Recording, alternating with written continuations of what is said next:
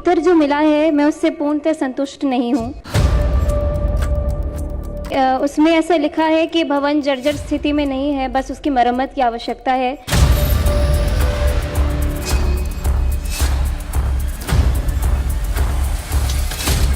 मैं चाहती हूँ एक बार मंत्री महोदय एक बार पुनः अवलोकन कराएं, क्योंकि मैं खुद जाकर के देखी हूँ भवन जर्जर स्थिति में है। यानी कि बीजेपी की 25 साल की विधायक मैथिली ठाकुर ने जो कुछ सदन के भीतर कहा वो बिल्कुल सही कहा और मंत्री ने सफेद झूठ बोल डाला। नमस्कार, आपके साथ मैं रीना झा बालियान। अभी कुछ दिनों पहले हमने आपको ये खबर बताई थी कि बिहार में जो सत्र चल रहा है, सत्र के दौरान सभी विधायकों को मौका मिल रहा है अपनी बात को रखने का और अपनी समस्या को रखने का और अपने क्षेत्र की जनता की समस्या को सदन के भीतर उठाने का, सवाल लगाने का। और इसी बीच जब मौका बीजेपी विधायक मैथिली ठाकुर को मिला तो उन्होंने एक ऐसा महत्वपूर्ण मुद्दा उठाया जिसकी वाकई में जरूरत थी। लेकिन उन्होंने जब मंत्री का जवाब सुना तो वहीं सीधा उन्होंने कह दिया कि मैं आपके सवाल के जवाब से संतुष्ट नहीं हूं। लेकिन जब मंत्री का जवाब मिला मैथिली ठाकुर को तो उन्होंने जवाब पढ़ते ही ये कह दिया कि मैं आपके जवाब से संतुष्ट नहीं हूं। बस फिर क्या था, तब से लगातार मैथिली ठाकुर को लेकर यह कहा जाने लगा कि मैथिली ठाकुर ने अपनी ही सरकार की पोल खोल कर रख दी, मैथिली ठाकुर ने अपनी ही सरकार को घेर डाला, मैथिली ठाकुर ने अपनी ही सरकार पर निशाना साध दिया। बस फिर क्या था, उसके बाद से ही ये कहा जाने लगा कि मैथिली ठाकुर ने अपनी ही सरकार की पोल खोल कर रख दी, मैथिली ठाकुर ने अपनी ही सरकार को घेर डाला, मैथिली ठाकुर ने अपनी ही सरकार पर निशाना साध दिया, वो भी राजनीति में कदम रखते ही। और ये कहीं ना कहीं सटीक साबित हुआ है, सही साबित हुआ है।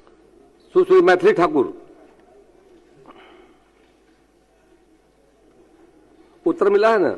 जी, उत्तर जो मिला है मैं उससे पूर्णतः संतुष्ट नहीं हूँ, क्योंकि उसमें ऐसा लिखा है कि भवन जर्जर स्थिति में नहीं है, बस उसकी मरम्मत की आवश्यकता है।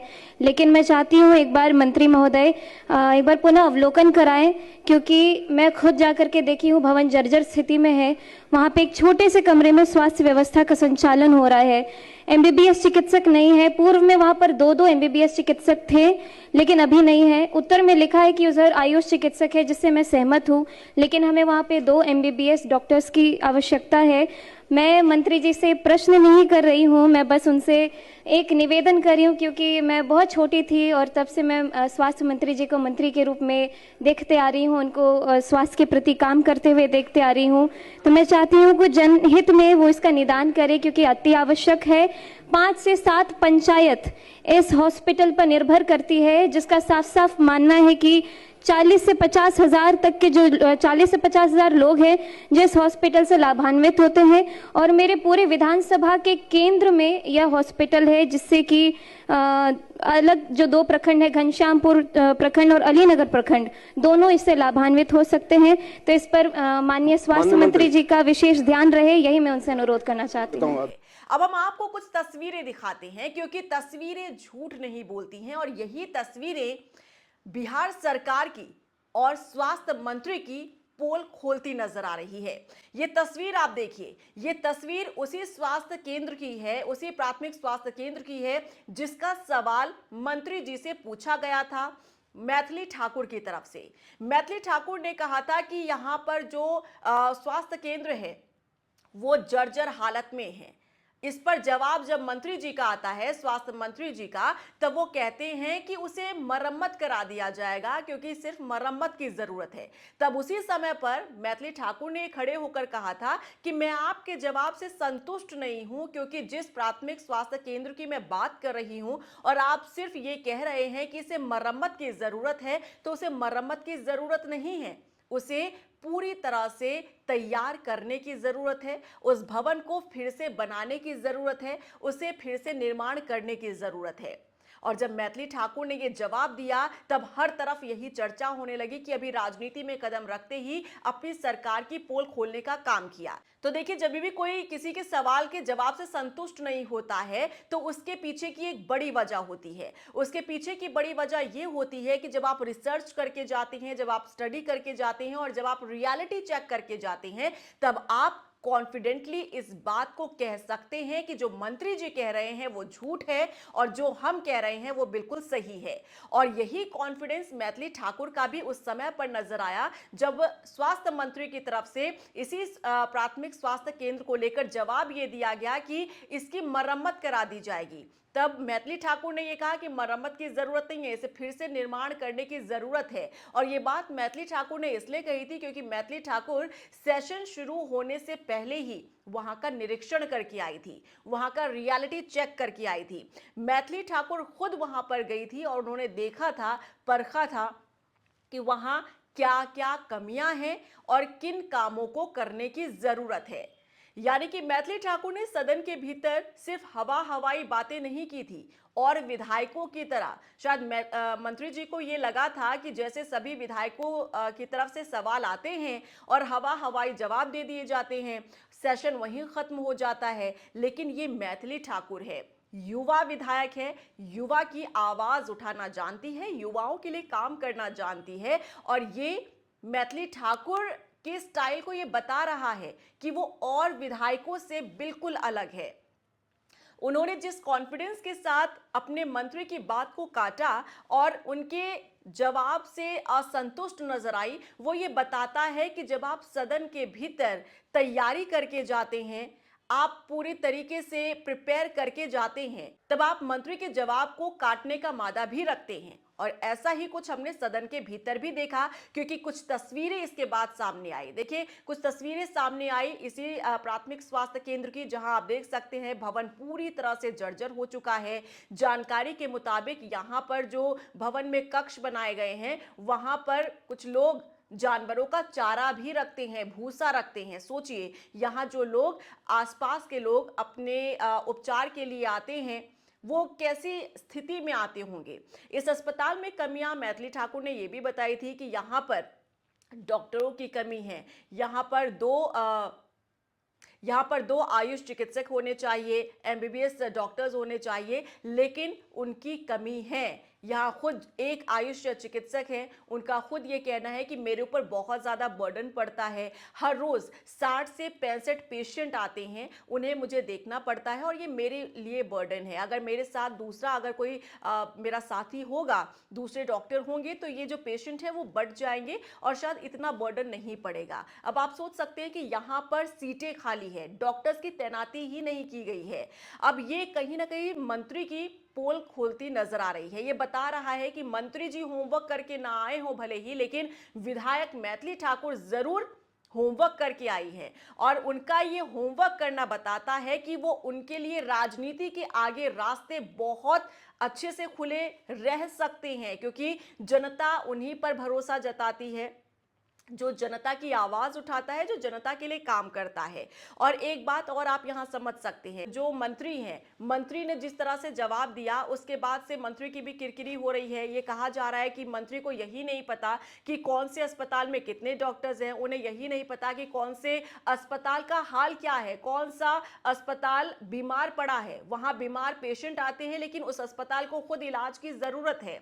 और जिस अस्पताल का जिक्र किया मैथिली ठाकुर ने, वहां का खुद वो रियलिटी चेक करके गई थी, इसीलिए कॉन्फिडेंटली उन्होंने ये सवाल लगाया था और उसका जब जवाब मिला तो वो असंतुष्ट नजर आई। अब इससे आप समझ सकते हैं कि मंत्री को भी होमवर्क करके जाना चाहिए था, लेकिन मंत्री जी अपने एसी वाले कमरे से निकलने के लिए तैयार नहीं होते हैं। उन्हें जो अधिकारी रिपोर्ट बनाकर दे देते हैं, उसी आधार पर वो सेशन भी अटेंड करने के लिए आ जाते हैं। अब बिहार के स्वास्थ्य मंत्री का ये हाल है कि उनकी पोल विपक्ष का विधायक नहीं खोल रहा है, बल्कि अपना ही विधायक खोल रहा है।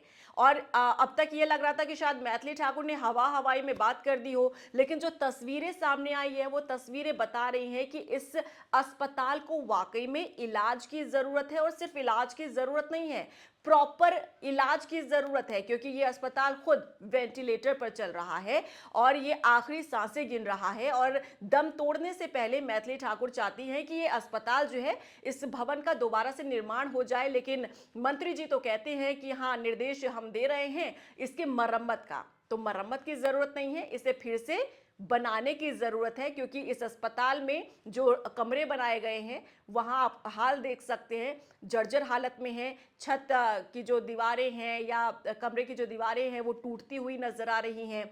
दूसरे कमरे में भूसा रखा हुआ है और इसी अस्पताल में अपना इलाज करवाने के लिए आते हैं। हालांकि इस अस्पताल के सामने दूसरा अस्पताल जो है वो नया बना हुआ है। अब मंत्री जी मैथिली ठाकुर बता रही हैं इस पूरे मामले को लेकर कि यहाँ पर इस भवन को दोबारा से बनाने की जरूरत है, लेकिन मंत्री जी कह रहे हैं कि नहीं, मरम्मत की जरूरत है। तो आप सोच सकते हैं कि मैथिली ठाकुर जो इतनी एक्टिव नजर आ रही हैं, वो खुद निरीक्षण करती हैं, रियलिटी चेक करती हैं और इसी आधार पर वो सवाल भी लगाती हैं और जवाब अगर उन्हें संतुष्ट नहीं करता है तो वो इसके खिलाफ भी बोलती हैं। अब ऐसे में सरकार भी कहीं ना कहीं सोच में जरूर पड़ रही होगी कि क्या ऐसे युवा विधायक जिस तरह से जवाब दे रहे हैं या जिस तरह से जनता के बीच जा रहे हैं, रियलिटी चेक कर रहे हैं, क्या आगे आपको लगता है, ये आप सभी दर्शकों से मेरा सवाल है कि क्या आपको नहीं लगता कि ऐसे ही एक्टिव विधायक को बड़े मंत्रालय की भी जिम्मेदारी देनी चाहिए, बड़े विभाग की भी जिम्मेदारी देनी चाहिए? क्योंकि देखिए, स्वास्थ्य विभाग एक बड़ा विभाग होता है और कहते हैं कि किसी भी राज्य का अगर आपको विकास देखना है तो आप उसकी सड़क से और वहां के लोगों के स्वास्थ्य से आप इसे माप सकते हैं। और जब हम बात कर रहे हैं स्वास्थ्य को लेकर, जिसे बीजेपी विधायक ने ही जिसे लेकर पोल खोलने का काम किया है, तो आप समझ सकते हैं कि ऐसे विधायक को आगे मौका मिलना चाहिए, क्योंकि ये स्वास्थ्य से जुड़ा हुआ मुद्दा है और स्वास्थ्य एक ऐसा मुद्दा हो जाता है जहां आपको महत्वपूर्ण कदम उठाने की जरूरत होती है, जहां आपको हायर क्लासेस को ना देखते हुए आपको लोअर क्लासेस पर फोकस करना होता है, क्योंकि जिनके पास पैसा नहीं होता वो प्राइवेट अस्पताल नहीं जा सकते, वो जाते हैं सरकारी अस्पताल। और अगर सरकारी अस्पताल खुद ही बीमार हो तो आप समझ सकते हैं कि आखिर मिडिल क्लास हो या फिर लोअर क्लास हो, उन्हें उपचार कहां से मिलेगा। तो ऐसे में क्या मैथिली ठाकुर को अब मौका आ गया है कि बड़ी जिम्मेदारी दे देनी चाहिए?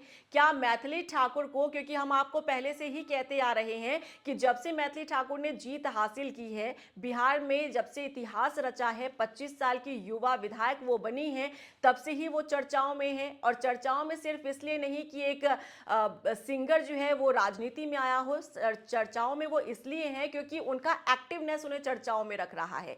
जब से वो विधायक बनी है तब से वो लगातार निरंतर काम कर रही हैं और जीतने के बाद से ही उन्होंने ये बात कही थी कि अब मैं एक दिन भी छुट्टी नहीं लूंगी, मुझे लगातार निरंतर जनता के लिए काम करना है। और हमने आपको ये भी कहा था कि अभी नीतीश कैबिनेट में कई पद खाली हैं, कई मंत्री पद खाली हैं, विस्तार हो सकता है। ये विस्तार कब होगा, हालांकि इसे लेकर अभी कोई चर्चाएं नहीं हैं, लेकिन जिस तरह से काम कर रही है मैथिली ठाकुर, एक्टिवनेस जो दिख रहा है, जो अपनी ही सरकार को आईना दिखाने का काम कर रही है, अपने ही मंत्री को ये बता रही है कि सर जी आपने जो जवाब दिया है वो संतुष्ट मुझे नहीं कर रहा है, क्योंकि वहां के भवन को मैंने खुद जाकर देखा है। तो क्या आपको लगता नहीं है कि ऐसे एक्टिव और युवा विधायक के हाथ में एक बड़ी जिम्मेदारी और मिलनी चाहिए, या फिर ये थोड़ी सी जल्दबाजी होगी? क्योंकि कई कमेंट्स में पढ़ रही हूँ तो उसमें आप लोगों में से कई व्यूअर्स ये भी बात कह रहे हैं कि अभी फिलहाल शुरुआती दौर है, मैथिली ठाकुर एक्टिव इसलिए दिख रही हैं क्योंकि अभी राजनीति में उन्होंने कदम रखा है और एक जोश होता है शुरुआत में काम करने का। हो सकता है कि आगे जाकर वो भी सभी विधायकों और मंत्रियों की तरह ही हो जाए। तो फिलहाल अगर अभी के माहौल को, स्थिति को देखा जाए तो यही नजर आता है। मैथिली ठाकुर बहुत ही एक्टिवनेस तरीके से काम कर रही हैं, बहुत ही ज्यादा स्पीड में चल रही हैं और अपनी ही सरकार को आईना दिखाना हर किसी के लिए आसान नहीं होता है, लेकिन मैथिली ठाकुर ये जज्बा रख रही हैं और सदन के भीतर पहले ही सेशन में उन्होंने मंत्री को ये कह दिया कि मैं संतुष्ट नहीं हूं, यानी कि अपनी सरकार को आईना दिखाया, अपनी सरकार पर निशाना साधा और अपनी सरकार की पोल खोलकर उन्होंने रख दी है। और ये तस्वीरें बताती हैं कि मंत्री जी ने सफेद झूठ बोला, लेकिन मैथिली ठाकुर ने बिल्कुल सही सवाल पूछा था और सही जवाब उन्होंने दिया भी है। आपको क्या लगता है, मैथिली ठाकुर को क्या वाकई में वक्त आ गया कि उन्हें एक बड़ी जिम्मेदारी दे दी जाए? क्या नीतीश कैबिनेट में अगला विस्तार अगर होता है तो मैथिली ठाकुर वो पहला चेहरा होंगी जिन्हें कैबिनेट विस्तार में जगह दी जाएगी, जो नीतीश कैबिनेट में एंटर करेंगी? आपको क्या लगता है, कमेंट सेक्शन में जरूर बताइएगा। और अगर आपने अभी तक मेरा चैनल सब्सक्राइब नहीं किया तो जल्दी से जाइए सब्सक्राइब कर लीजिए, बेल आइकॉन को दबाना मत भूलिएगा, ताकि जब भी मैं आप लोगों के साथ कोई भी खबर शेयर करूं तो आपके फोन पर नोटिफिकेशन जरूर आ जाए। और हाँ, इतना भी प्रॉमिस कीजिए कि नोटिफिकेशन को इग्नोर नहीं करेंगे, चाहे रात के समय आए मेरा वीडियो या सुबह के समय आए, फोन पर जब भी नोटिफिकेशन आए तो उसे वॉच जरूर करें, तभी आप हमारे एक्टिव सब्सक्राइबर बनेंगे। नमस्कार।